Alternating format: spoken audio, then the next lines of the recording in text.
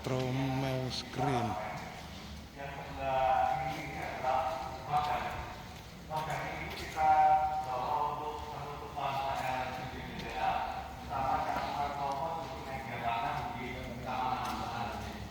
Sayang kali kedatangnya telat.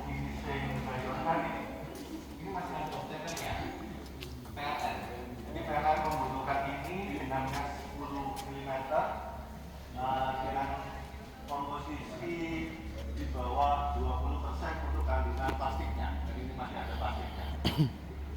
Kita menuju input awal Bapak Ibu.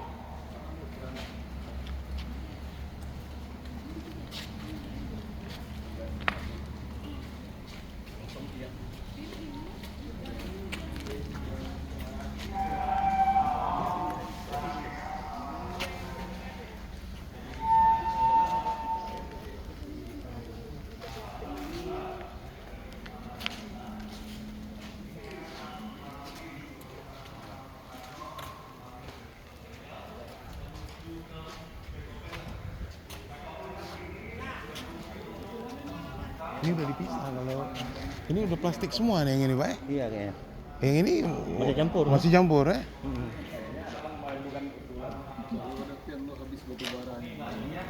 Opener, ketika sampah dari wadahnya atau kantong plastik sudah terbuka, menuju ke tanggung sortir. Di atas itu ada teman-teman operator untuk memilah sampah mana yang masih mempunyai nilai jual, seperti botol, kertas, dan sampah mana yang membahayakan dari mesin, seperti kaca, logam, totolan barang bangunan, ataupun kain. Kain itu berbahaya juga bagi mesin karena dia akan menghambat roda dari pisau, perputaran pisau. Untuk sampah lapak ini kita jual Bapak Ibu, jadi kita hibahkan ke BUMDes Desa Belahan-Rejo. Oh. Jadi untuk sampah lapak ini kita hibahkan ke BUMDes, yang hanya kita jual hanya yang cacahan anorganik.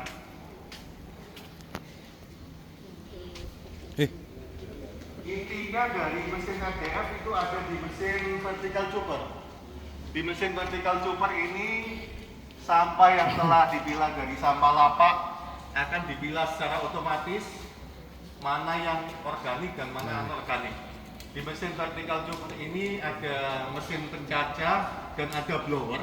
Jadi sampah yang semua masuk akan dirajang atau dicacah.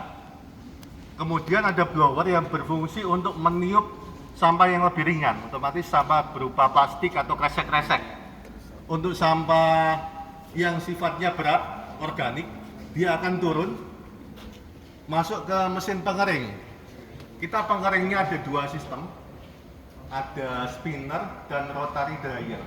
Spinner ini kayak mesin cuci di rumah kita, jadi organik itu kita giling dulu, nanti ada lindinya itu kita tampung Bapak Ibu. Lindinya kita tampung nanti kita campur dengan komposisi air tertentu, nanti bisa kita manfaatkan untuk pupuk organik. Untuk sistem pengeringan yang kedua itu adalah rotary dryer. Jadi kita menggunakan tungku pemanas. Di sana tungku ini bahan bakarnya adalah sampah residu yang mudah terbakar. Asap panasnya kita alirkan ke rotary dryer, kemudian asap yang lepas emisinya kita kelola di wet scrubber, sehingga asap yang keluar masih ramah lingkungan. Sampah yang mudah terbakar seperti sampah yang kalau plastik, kertas itu masuk sampah lapak, sama lainnya seperti kain. Iya. Nanti kita ke sana Bu, biar bisa dilihat ya. Nah, di sini nanti ada blower. Blower ini untuk meniup plastik. Plastik akan ditiup menuju thermal screen. Nah, thermal screen ini memisahkan antara plastik yang benar-benar sudah bersih sama ada plastik yang sebagian nempel sama organik. Jadi di outlet sebelah sini ini namanya memang residu, tapi residu ini masih bisa diinputkan lagi di proses awal. Jadi di sini hanya plastik yang nempel sama kotoran atau plastik yang nempel sama organik.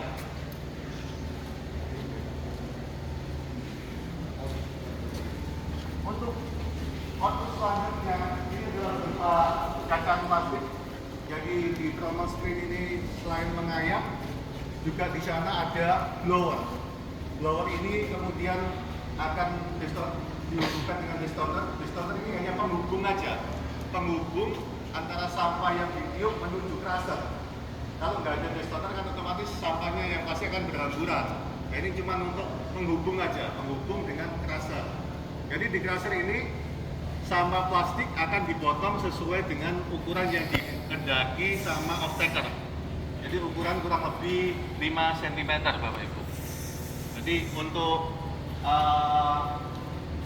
spesifikasi dari semen Indonesia ukuran kurang lebih 5 cm, untuk MC atau kadar air di bawah 30%.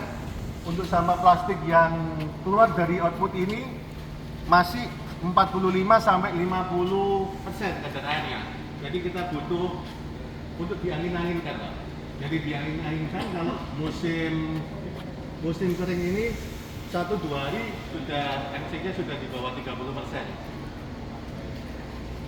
Nah, ini untuk output yang ketiga ini adalah organik, Bapak Ibu. Memang terlihat masih basah ya.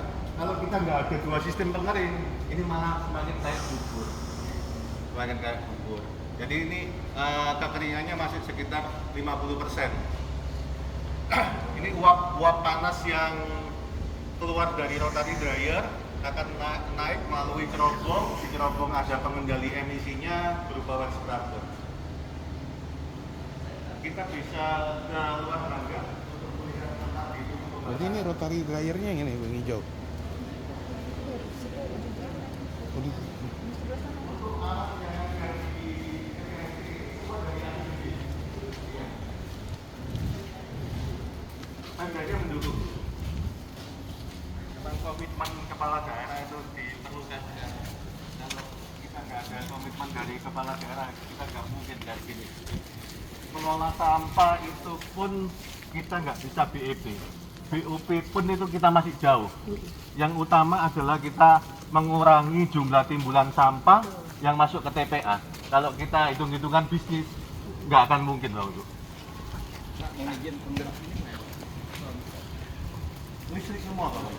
Iya. Jadi ini adalah tungku pembakar.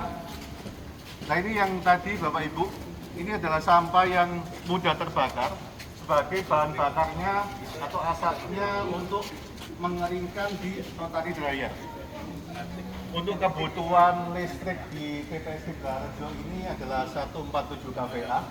Untuk setiap bulannya kita kurang lebih antara 10 sampai 11 juta.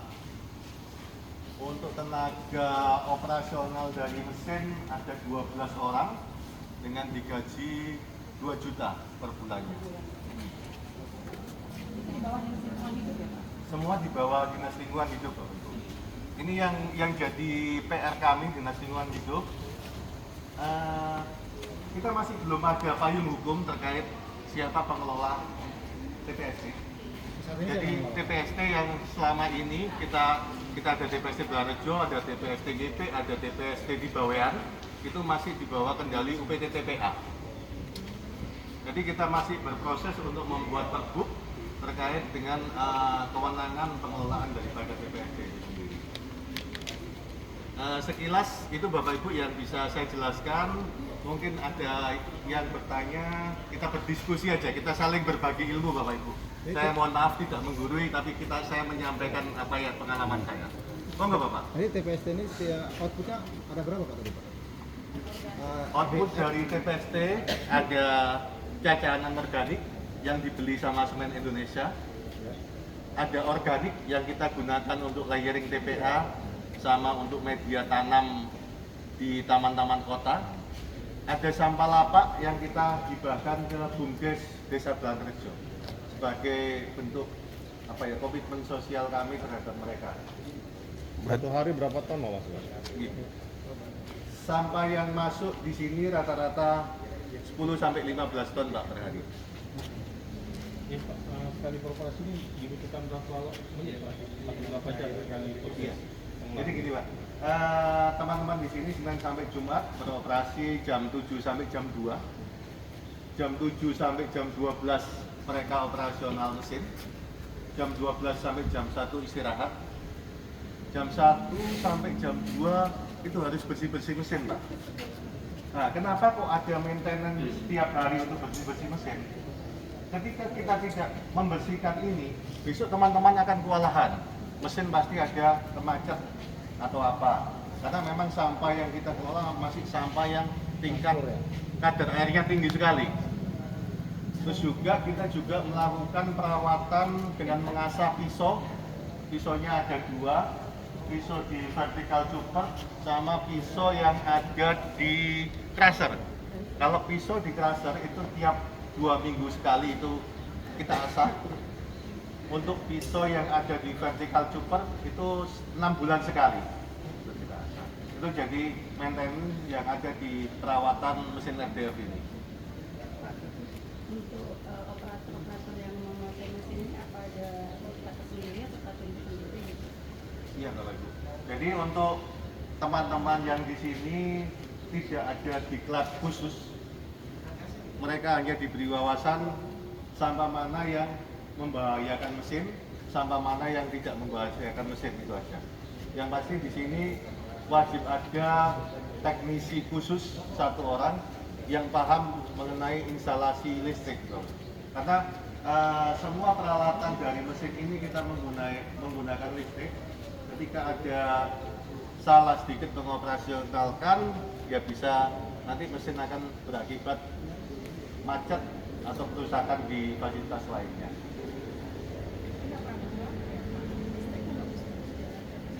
Kalau di sini tidak pernah mati lampu, tapi di sini rawan petir Bapak Ibu. Iya. Jadi awal dulu mendekati apa itu? Mendekati peresmian di bulan Februari, sempat trafo PLN kita itu kena petir. Nah, jadi kita membutuhkan waktu 2 minggu untuk memperbaiki dinamo yang ada. Berarti Jadi selama itu 2 minggu sampah menumpuk tuh bagaimana Pak menyikapinya kalau teknisnya gitu? Tidak Bapak Ibu, kita kan ada TPA, di TPA sana ada TPST Ngipe. TPST Ngipe itu ada di areanya TPA. Mesinnya sama dengan yang ada di Belangejo ini. Jadi sampah yang belum terkelola di sini kita bawa ke TPST Ngipe. Pak yang tadi yang 10 mm mes 10 tadi ya? Oh, untuk finishing organik Bapak Ibu? Itu bang buat PLN atau yang Iya. tadi mana? Untuk off-taker dari PLN, dia kan ada bahan bakarnya untuk mereka ya, untuk pengganti batu bara. Iya. Mereka cenderung menggunakan yang 80% murni organik. Jadi sebetulnya organik yang dihasilkan dari mesin ini itu bisa digiling lagi dengan ukuran mes 10 mm dengan kadar air di bawah 20%, itu bisa dibeli sama PLN atau PLT. Jadi Bapak Ibu ketika nanti merencanakan suatu sistem pengolahannya di tempat masing-masing, yang utama itu adalah tujuan kita mengelola sampah. Kalau kita mengelola sampah untuk mendapatkan PAD, sama sekali tidak ada Bapak Ibu. Untuk operasional pun kita ngos-ngosan kalau kita nggak disupport APBD. Yang pasti, yang utama adalah kita mengurangi timbulan sampah. Yang kedua, diperhatikan dari off-taker. Dari hasil pengolahan sampah ini, siapa nanti endingnya ini kemana? Jadi Kabupaten Gresik dulu itu sebelum kita pengadaan unit-unit peralatan ini, Ibu, kita diskusi dulu dengan Semen Indonesia. Apa sih yang dimau Semen Indonesia? Apa sih kebutuhan mereka? Baru kita merencanakan untuk fasilitas pengolahan sampah. Pak, untuk daerah layanan itu Iya. level kecamatan atau seperti apa? Kemudian pengangkutan dari timbulan sampai ke sini, siapa yang mengangkut? Kemudian biaya operasional sepenuhnya dari APBD atau ada sumber lain? Terima kasih Bapak. Untuk layanan di TPST Belangejo ini ada di wilayah 4 kecamatan sekitar. Untuk sampah yang dibawa ke sini adalah sampah yang masih pelayanan pemerintah daerah, dalam hal ini Dinas Lingkungan Hidup. Hanya sampah yang dilayani oleh kendaraan-kendaraan angkutan dari Dinas Lingkungan Hidup Kabupaten Gresik. Jadi masih belum menerima sampah yang umum atau swasta dari luar. Mungkin itu Bapak. Untuk operasional tadi Pak? Untuk operasional masih di-cover dengan APBD.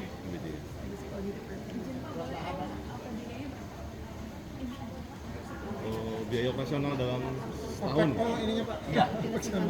Jadi bisa nanti dihitung sendiri ya Bapak Ibu. Untuk listrik kita 147 kVA. Itu satu bulannya kurang lebih antara 10 sampai 11 juta. PT. Untuk tenaga kerja di sini ada 12 orang. 12 orang itu per bulannya 2 juta. Ditambah security. Di security ada 3 orang. 3 orang sama gajinya 3 juta. Untuk yang biaya operasional pengangkutan yang lain-lain itu masuk di kewenangannya bidang kebersihan. Ada 5 kendaraan arm roll yang untuk pengangkutan sehari-hari sampah dari tiap layanan tiap desa yang ada di kecamatan menuju ke TPST Belanrejo ini. 15 ton itu maksimal atau ada bisa nambah lagi Pak? Untuk saat ini kita masih 15 ton ini sudah maksimal. Karena kapasitas dari mesin kita sendiri untuk input sampah 2,5 ton per jam dan juga jam kerja. Aktivitas kita kan 7 jam per hari, tapi efektif hanya 5 sampai 6 jam. Yang 1 jam kan untuk kebutuhan maintenance pembersihan peralatan.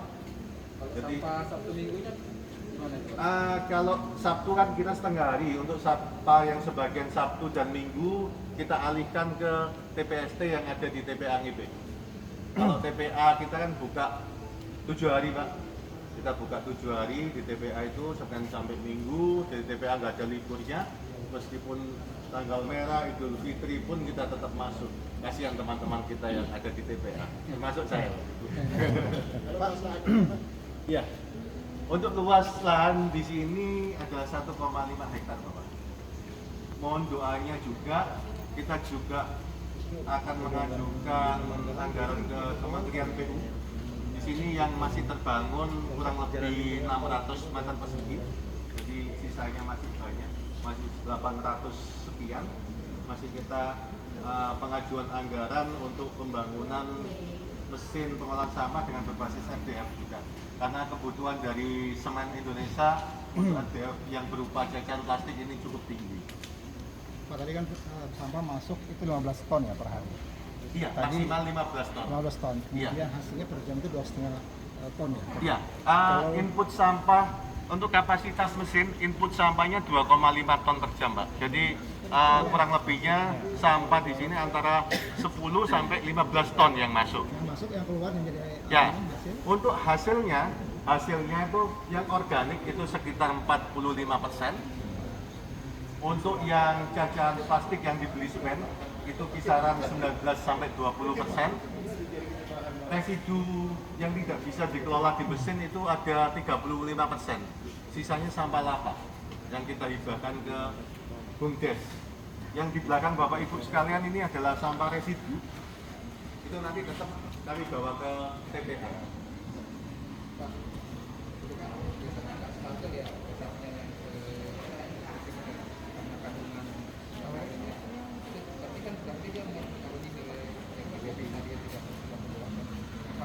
dia tetap segitu dia kalau